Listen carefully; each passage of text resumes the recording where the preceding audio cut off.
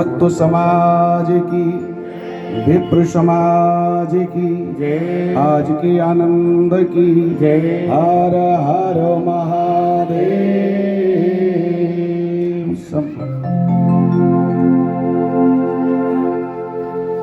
हम लोगों के का आज बड़ा भारी सौभाग्य, भाग्योदय बहुजन्म समर्थितेन सत्संगार्थम लेते पुरुषो यदा भई।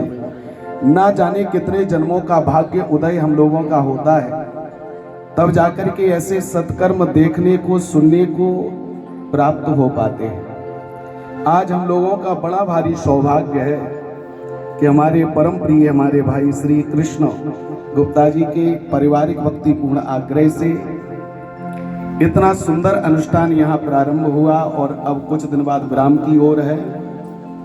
इतने तेजस्वी विद्वान ब्राह्मणों के द्वारा जो हमारे पूज्य महाराज जी दतिया से पधारे हैं, और दतिया हमारी भी जन्मभूमि है, और दतिया के पूज्य महाराज जी सभी विद्वान ब्राह्मण लोग यहाँ पधारे हैं। इतना सुंदर अनुष्ठान चल रहा है।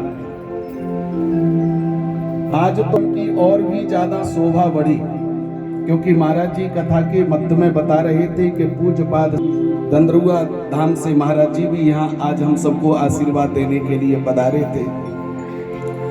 बहुत बड़ी बात है जीवन में कि कुछ पा लिया जाए। पाए कहां से मिलेगा? या तो बड़ों से मिलेगा, बुजुर्गों से मिलेगा, या महापुरुषों से मिलेगा।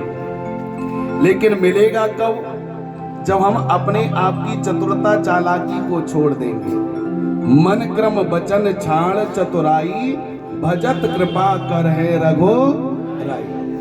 बड़े लोगों की कृपा कब होती है? बड़े लोगों की कृपा तब होती है जब बच्चा अपनी चतुरता चालाकी को छोड़ देता है। मान लो हम लोग बच्चे हैं, भगवान के सामने, संतों के सामने, ज्ञानियों के सामने, और यदि हम चालाकी दिखाने लगे तो क्या बड़े लोग हमारी चालाकी को नहीं पकड़ सकते? बड़े लोग सबकी चालाकी पकड़ लेते हैं। तो ये तो हमारे भूत भावन भगवान शंकर विराजे हैं। ये तो घट घट वासी हैं, सबके मन की जानने वाले हैं। इसलिए इनकी कृपा पाना है तो कुछ और नहीं करना है कि केवल सरल बनने का प्रयास करना है।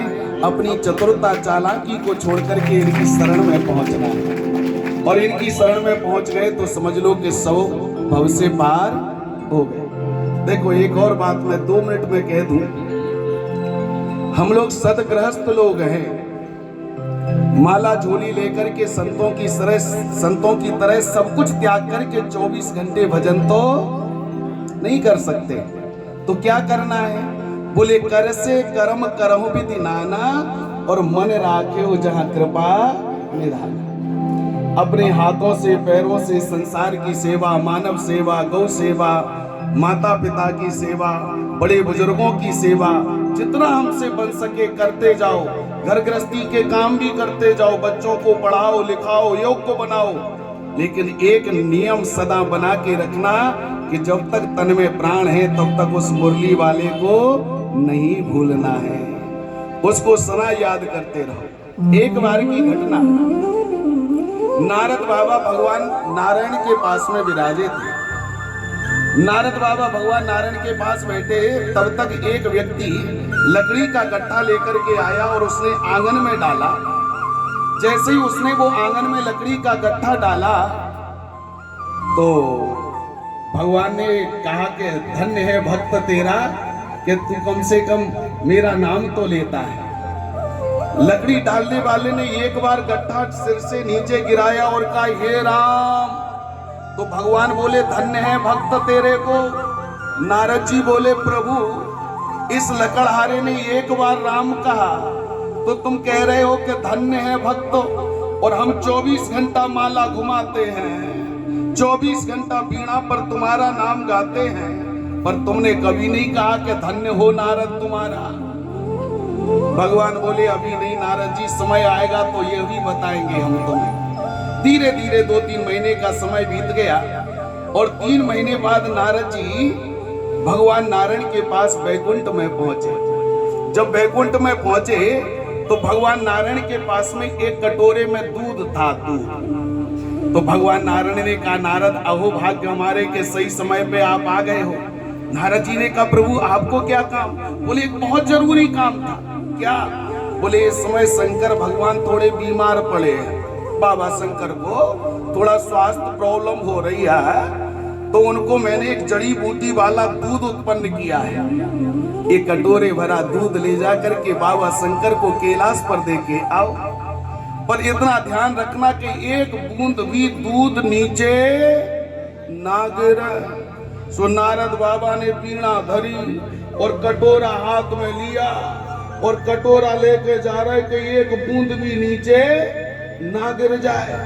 तो जब देते नारायण नारायण सब भूल गए, पूरा ध्यान दूध पे। दौड़े दौड़े कैलाश पहुंचे, शंकर बाबा को दूध दिया और लौट करके फिर आए। भगवान नारायण ने मुस्कुरा के कहा बाबा नारद दूध दे आए? बोले हाँ। तो ये बताओ कि तुमने मेरा नाम कितनी बार लिया? नारद जी बोले प्रभु हम नाम तो ले ही नहीं पाए। क्यों? क्योंकि हमारा तो सारा ध्यान दूध पर केंद्रित था कि अगर दूध की एक बूंद गिर गई तो अनिष्ट हो जाएगा, इसलिए हमने नाम नहीं लिया। तो भगवान नारायण ने कहा नारद एक दूध को संभालने के लिए तुम नाम जपना भूल गए। एक गृहस्थ व्यक्ति तो कितने साधनों को साधता है। बेटे को साधना है, पत्नी को साधना है, इष्ट मित्रों को साधना है, रिश्तेदार नातेदारों को साधना है, जीवन यापन के लिए धन कमाना है। कितनी चीजों को संभालते हुए भी अगर वो शाम को एक बार भी राम कह ले तो उसका तो करोड़ गुना फल में उसको दे देता हूं जैसे। इसलिए हम लोग सदगृहस्थ व्यक्ति हैं, हम लोगों को जीवन में बहुत कुछ मिला हुआ है। सबसे बड़ी चीज तो हम लोगों को ये बहुत अद्भुत शरीर मिला है। चिद जल पावक गगन समीरा पंच रचित यह अधम शरीरा, ये 5 तत्वों का हाड़ मास का पुतला मिला है। लेकिन तुलसी बाबा ने कहा कि बड़े भाग मानस तन पावा, सुर दुर्लभ सदग्रंथन गावा।